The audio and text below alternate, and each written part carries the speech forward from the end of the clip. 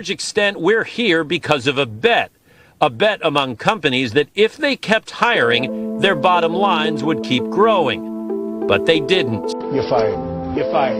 You're fired. You're fired. You're fired. You're fired. Let's go. The funding winter is beginning and layoffs have become a norm now. In 2022, 776 tech startups have laid off over 100,000 employees, and this is just this year alone.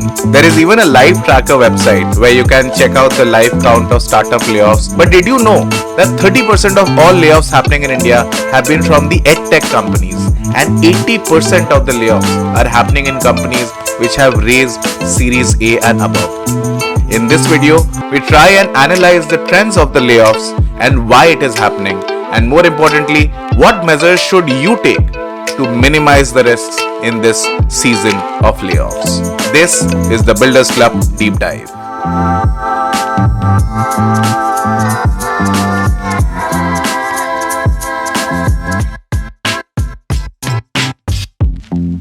Before we get down to the sector-wise analysis, let's try and understand why this is happening. A lot of this has to do with two things: the Russia-Ukraine war and the COVID.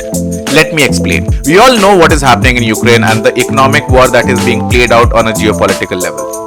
This has led governments around the world to deploy anti-recession measures. Now, these measures involve increasing the interest rates, making debt expensive, and draining both public and private equity markets of liquidity. The rising US dollar, spurred on by an increase in interest rates, have also forced limited partners to hold on their money in safe havens, reducing liquidity with venture capitalists. Now, there is nothing wrong in this because, hey, even they need to show returns to their bosses. But this has led to a severe liquidity crunch in startups who rely on funding money to grow at a fast-paced scale. In fact, in March, many investors such as Sequoia, KKR and Y Combinator instructed the startups in their portfolios on how to survive. There was a clear message common across all investors: cut money and increase runway. Now, whenever there is a cost cut involved, the first things to be cut are labor costs and marketing. Hence, you see massive layoffs happening and the spending of different brands on marketing to be curtailed as well.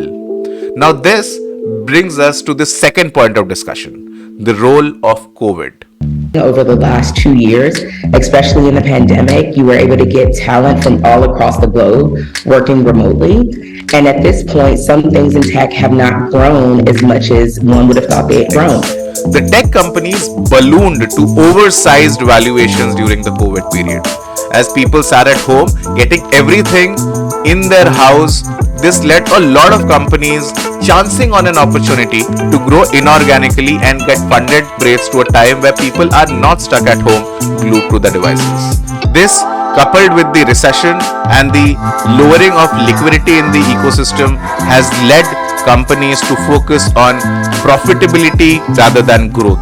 Now, coming to the Indian ecosystem, 47 companies have laid off 15,888 employees. You can check the live tracker for this on the Inc. 42 article, which we will attach the link of in the description. Of these 47 companies, 16 companies are edtech companies, 9 are e-commerce companies, 6 are in Fintech, and 4 in consumer services and health tech. Now, why is it that the edtech companies and the e-commerce companies are the ones which are laying off the maximum amount of people? You can actually trace it back to the point that we discussed right now, the funding during the COVID times. There was major FOMO-driven fundraising in edtech during COVID times, which led to unimaginable valuations of companies like Byju's, Unacademy, and the likes. Online teaching as an industry has become crowded, and with schools opening back, online edtech companies are going offline themselves to survive and evolve into their next logical form. This is why 30% of the companies which are laying off are edtech companies, as they have run short of money and now are focusing more on survival. Also, 80% of the companies laying off are growth stage and late stage companies. investors are wary of shelling out big tickets to growth stage and late stage companies, as they want to be sure that the money they will put in will not be wasted. This is because they will be putting too many eggs in the same basket if they do the same.